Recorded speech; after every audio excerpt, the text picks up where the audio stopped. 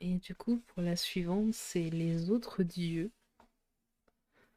Donc on repart un peu en arrière puisqu'elle est rédigée en août 1921, publiée pour la première fois en novembre 1933 dans Fantasy Fan.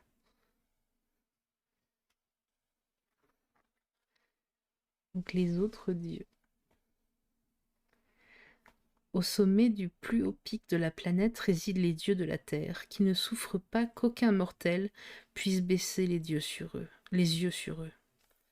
Ils avaient jadis habité de moins au sommet, mais toujours les habitants des plaines escaladaient les pentes de roches et de neige, repoussant les dieux vers des pics de plus en plus élevés, si bien que seul celui-ci restait.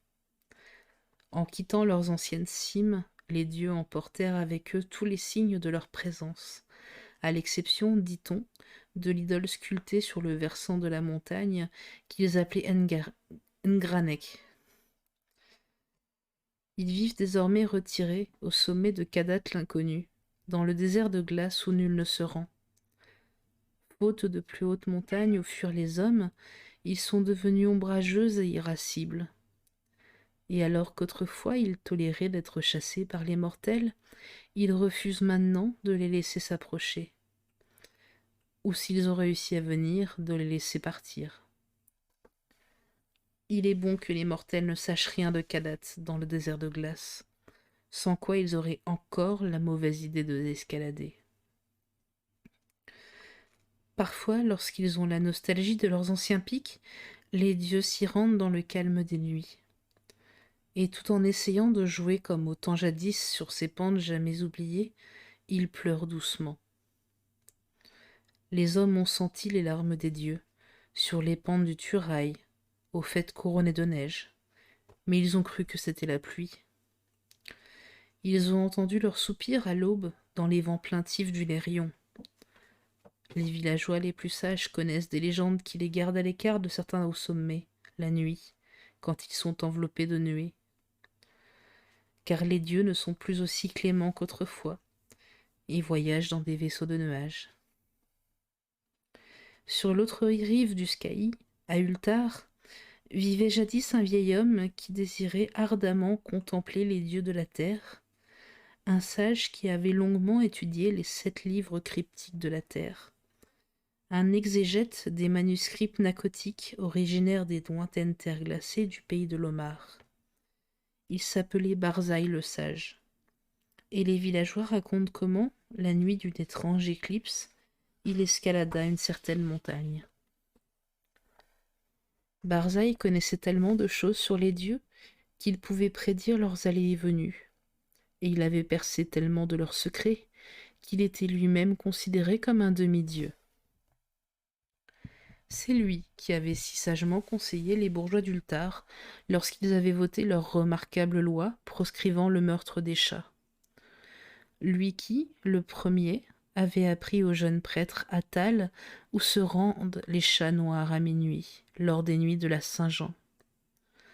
Barzaï était instruit dans la science des dieux de la terre et hanté par le désir de contempler leur visage. Persuadé que son intime connaissance des secrets des dieux le protégeait de leur colère, il décida de monter au sommet de la Tekla, cette haute montagne rocheuse, une nuit où il savait que les dieux s'y trouveraient. Telle une idole de pierre dans un temple silencieux, la Tekla se dresse au cœur du désert rocheux qui s'étend derrière Ateg, dont il tire son nom.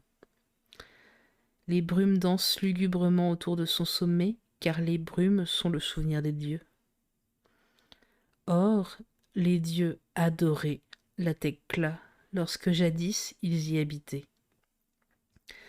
Souvent, dans leur vaisseau de nuages, les dieux de la terre se rendent sur la Tekla, semant des vapeurs pâles sur ses pentes, tandis qu'ils dansent avec leurs souvenirs sur sa cime, au clair de lune. Les villageois d'Ateg disent que s'il est toujours dangereux d'escalader la Tekla, il est suicidaire de l'escalader la nuit, quand ses vapeurs voilent son faîte et la lune. Pourtant, Barzaï ne tint aucun compte de leurs recommandations. Lorsqu'il arriva proche de la ville d'Ultar, en compagnie de son disciple, le jeune prêtre Attal, Fils unique d'un simple aubergiste, Attal avait parfois peur. Alors que le père de Barzaï avait été un seigneur dans un très vieux château. Dans le sang de Barzaï ne coulait aucune superstition populaire, et il se contenta de rire au nez des craintifs villageois. Les paysans eurent beau les supplier de rester, Barzaï et Attal quittèrent Ateg pour s'enfoncer dans le désert rocheux. La nuit, autour de leur feu de camp, ils parlaient des dieux de la terre. Leur voyage dura plusieurs jours. Sans cesse, ils apercevaient, au loin, la haute cime de la Tekla, sinistrement auréolée de brume. Le 13e jour, ils atteignirent le pied de la montagne solitaire, et Attal fit part de ses craintes. Mais Barzaï, qui était vieux et érudit, ne connaissait pas la peur. Aussi prit-il la tête de l'ascension lorsqu'ils entreprirent d'escalader la pente où nul mortel ne s'était risqué depuis l'époque de Sansu, auquel il était fait allusion avec effroi dans les pages vermoulues des manuscrits pnacotiques.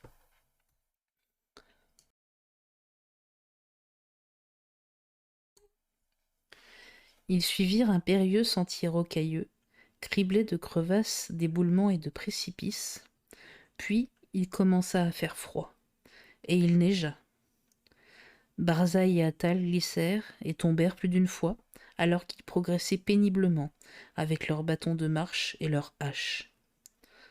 Enfin, l'air se raréfia et le ciel changea de couleur. Les grimpeurs avaient du mal à respirer, mais ils continuaient quand même leur pénible ascension, s'émerveillant de l'étrange pays, le cœur battant à l'idée de ce qui arrivait lorsque, une fois au sommet, la lune se lèverait et que les vapeurs pâles se répandraient. Pendant 3 jours, ils ne cessèrent de grimper vers le toit du monde. Puis, ils campèrent, en attendant que les nuages cachent la lune. 4 nuits durant, il n'y eut aucun nuage. La lune brillait froidement à travers l'étole de brume sinistrement nouée autour du sommet silencieux. Puis, la 5e nuit, une nuit de pleine lune, Barzaï vit d'épaisses nuées sourdre du nord lointain, et veilla avec Attal pour les regarder s'approcher lentement. Immenses et majestueux, ces nuages n'étaient poussés par aucun vent. Ils s'assemblèrent autour du pic, juste au-dessus des curieux, pour le cacher, ainsi que la lune, à leur vue. Pendant une bonne heure, les 2 observateurs regardèrent tourbillonner les vapeurs, tandis que l'écran nuageux s'épaissit et s'agitait de plus belle. Barzaï, qui était érudit dans la science des dieux de la terre, guetta certains sons avec attention, alors qu'Attal, qui avait très peur, tremblait de froid à cause des vapeurs et de crainte à cause de la nuit. Et il lui fallut beaucoup de temps pour suivre Barzaï, lorsque celui-ci reprit son ascension en lui faisant signe de se dépêcher. Les vapeurs étaient si denses qu'elles rendaient l'ascension périlleuse. C'est à peine si Attal, qui s'était enfin décidé à rejoindre Barzaï, pouvait en voir la silhouette grise se découper sur la pente douce qui montait vers le clair de lune nuageux. Le vieux prêtre n'avait pas peur de la pente, qui commençait à être trop abrupte pour qui n'était pas brave et robuste, et il ne s'arrêtait pas non plus devant les larges crevasses noires qu'Attal sautait avec difficulté. Ils continuèrent ainsi leur pénible ascension, progressant sur la roche, franchissant des gouffres, glissant, trébuchant. Parfois ils étaient effrayés par l'ampleur de l'horrible silence qui baignait ces sommets glacés, balayés par les vents et les falaises de granit muettes. Brusquement, Barzaï disparut à la vue d'Attal. Le vieux prêtre avait escaladé une hideuse falaise qui donnait l'impression de s'avancer en surplomb pour bloquer le passage à tout autre qu'aux adorateurs des dieux de la terre. Attal se trouvait encore loin au-dessous de son mentor et se demandait ce qu'il devrait faire une fois au pied de cette falaise. C'est alors qu'il remarqua que la lumière, curieusement, s'était intensifiée, comme si le lieu de rendez-vous des dieux, au-dessus des nuages et sous le clair de lune, était tout proche. Il s'approcha du mamelon rocheux et du ciel nimbé de lumière, en proie à des peurs encore plus effroyables que toutes celles qu'il avait jamais ressenties. Puis, à travers les hautes brumes, il entendit Barzaï lui hurler avec extase. « J'ai entendu les dieux! J'ai entendu chanter les dieux de la terre qui festoient au sommet de la Thècla. Les voix des dieux de la terre ne sont plus inconnues de Barzaï le prophète.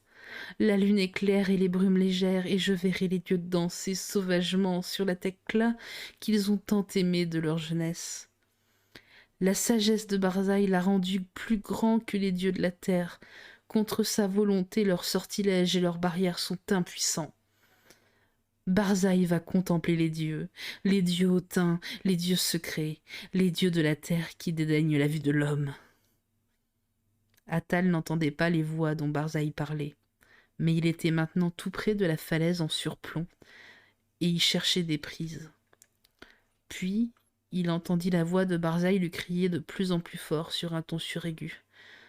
La brume est vraiment très légère, et la lune sème des ombres sur la pente. Les dieux de la terre parlent d'une voix sauvage et au perché. Ils redoutent la venue de Barzaï le sage, qui est plus grand qu'eux. Les rayons du clair de lune vacillent quand les dieux dansent à leur lumière. C'est donc leur silhouette que je verrai danser, tandis qu'ils bondiront et hurleront au clair de lune. La lumière est plus douce et les dieux ont peur. Et pendant que Barzaï vociférait, Attal sentit un changement spectral dans l'air, comme si les lois de la terre s'inclinaient respectueusement devant de plus puissantes lois, car bien que la pente fût plus raide que jamais, elle était à présent devenue effroyablement facile à gravir. Et la paroi ventripotente fut à peine un obstacle lorsque, l'ayant atteinte, il glissa périlleusement vers le haut de sa face convexe. La lumière de la lune s'était mystérieusement évaporée, et alors qu'Attal plongeait vers le sommet à travers les brumes, il entendit Barzaï le sage hurler à travers les ombres. « La lune est sombre et les dieux dansent dans la nuit. Le ciel est saisi d'une vive terreur, car la lune a été engloutie par une éclipse qu'aucun livre des hommes ou des dieux de la terre n'avait prédite. Une magie inconnue s'est abattue sur la Thècla, car les hurlements des dieux effrayés se sont mus en rire, et les pentes de glace y montent sans fin dans les cieux noirs. Où je suis en train de plonger, ça y est, enfin, dans la faible lumière, je contemple les dieux de la terre. » C'est alors qu'Attal, glissant vertigineusement sur des pentes impossibles, entendit dans l'obscurité un rire épouvantable, mêlé à cette sorte de cri qui n'est poussé nulle part ailleurs que sur les indescriptibles rives du cauchemardesque Phlegéton. Un cri où se reflétait toute l'horreur, toute l'angoisse d'une vie hantée par une seule et unique obsession, condensée en un atroce moment. Les autres dieux, les dieux des enfers extérieurs qui protègent les faibles dieux de la terre. Ne regarde pas, va-t'en, il ne faut pas que tu vois ça. La vengeance des gouffres infinis, cette fosse maudite où la mort attend. Dieu miséricordieux de la terre, je tombe dans le ciel. » Et tandis qu'Attal fermait les yeux, se bouchait les oreilles et essayait de redescendre de la falaise pour tenter d'échapper à la terrifiante attraction des hauteurs inconnues, un terrible coup de tonnerre retentit sur la Thècla. La déflagration réveilla les braves villageois des plaines et les honnêtes bourgeois de Nir, d'Ultar et d'Ateg, et leur fit contempler, à travers les nuées de cette étrange éclipse de lune qu'aucun livre n'avait prédit. Quand la lune reparut enfin, Attal se trouvait sain et sauf sur les basses pentes neigeuses de la montagne, hors de vue des dieux de la terre et des autres dieux. Or, il est écrit dans les pages vermoulues des manuscrits pnacotiques que lorsque Samsou escalada la Thècla, du temps où le monde était jeune, il ne trouva rien d'autre qu'une muette étendue de glace et de roches. Pourtant, quand les hommes d'Ultar, de Nig et d'Ateg surmontèrent leur peur et escaladèrent de jour cette pente maudite à la recherche de Barzaï le sage, ils trouvèrent, gravé dans la pierre nue au sommet, un singulier symbole cyclopéen de 50 coudées de diamètre, comme si la roche avait été fendue par un ciseau titanesque. Ce symbole ressemblait beaucoup à un autre, que les érudits avaient entreaperçu dans ces parties effroyables des manuscrits pnacotiques, trop anciennes pour être déchiffrées. Ceux-là, ils l'ont trouvé. Ils ne retrouvèrent jamais Barzaï le Sage. De même, ils ne purent jamais persuader le saint prêtre Attal de prier pour le repos de son âme. Depuis ce jour, et encore aujourd'hui, les habitants d'Ultar, de Nir et d'Ateg ont peur des éclipses, et prient la nuit quand des vapeurs pâles dissimulent la cime de la montagne et la lune. Et au-dessus des brumes de la Tekla, les dieux de la terre dansent parfois avec leurs souvenirs, car ils savent qu'ils n'ont rien à craindre. Ils aiment venir de Kadat l'inconnu, à bord de leur vaisseau de nuages, et jouer, comme au temps jadis, quand la terre était jeune et que les hommes ne rêvaient pas d'escalader les cibles inaccessibles.